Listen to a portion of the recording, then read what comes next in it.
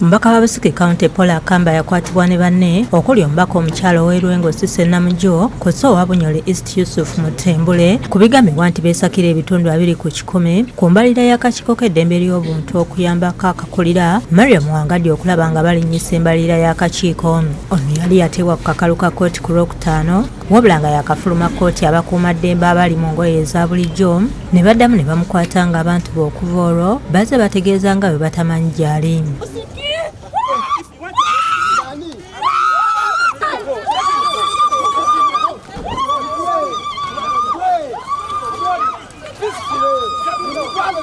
Mu lutuula lwa Paalamenti olwaleero Sipiika Anita Monk asoose kuvumirira engeri ababaka bano gye baakwatibwamu era n'ategeeza nti olunaku olw'eggulo yatudde n'abatwala ebitongole by'okwerinda ku nsonga eno ng'akadde konna balinza alipoota mu Paalamenti. Especially on the brutal arrest, not only on our members but on everybody outside there.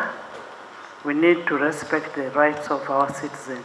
Mukwanukula ku bubaka buno akulira oludda oluwabula gavumenti mu Paalamenti Joe Ssenyonyi avumiridde ekyabakuumaddembe abatajjira mu byambalo bya poliisi okubuzaawo omubaka Akamba n'agamba nti kino kimenya mateeka kw'ossa n'okuba ng'abantu be tebamanyi gy'akuumirwa.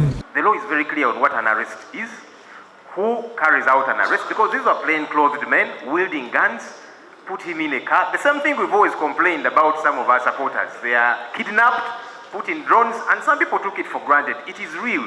It's now happening to a member of parliament. It is wrong. Speaker Amongo wano wasinzidde n'akakasa Parliament nga bwe yategeezeddwa ekitongole kya CID kiki ekirina omubaka ono nga yaddamu okukwatibwa ku misango emirala era egyekuusa ku lyako ekitali giri egyasooka. As I speak now, Honorable Akamba is at CID headquarters answering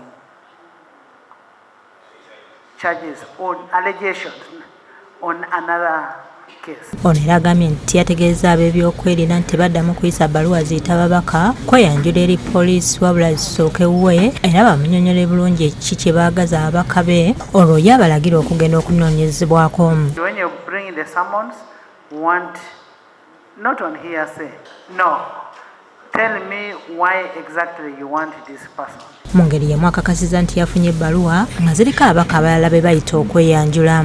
And the summons, I have the summons. Sipiika era avumiridde eky'abasirikale okudda kwakulira oludda oluwabula gavumenti Joe Ssenyonyi ne ttiimu ye kw'ossa abantu abalala ne babakubamu omukka ogubalagala ku bbalaza ya wiiki eno bwe baali bagenze mu Lubijji e Nansana okulambula ku batuuze abamenyebwa amayumba gaabwe olw'okugazimba mu ntobazi.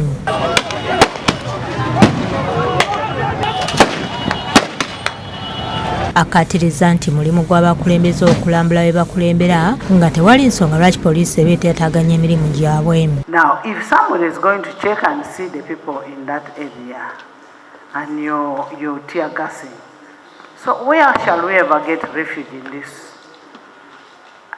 I really want to hear that from government. Ssenyonyi agambye nti yagendayo ng'ayitiddwa abakulembeze okulira omulanga gw'abantu baabwe oluvannyuma dde ategeeze Paalamenti ng'amaze okumanya amazima.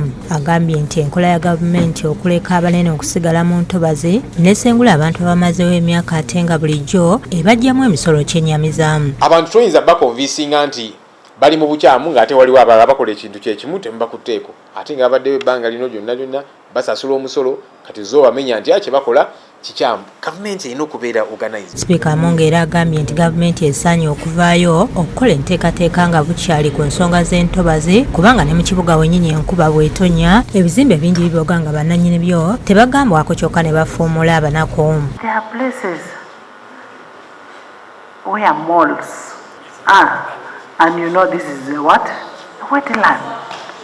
There are malls. Wano wasinzidde n'alagira akakiiko ka Kusase okutula n'ennema ku nsonga eno era bababuulire lwaki abanene balekebwawo ate bo bennyini nga be bagamba nti entobazi zirina okukuumibwamu. And find out what criteria do they use. Obed Lotale yakusakidde eggulu lino.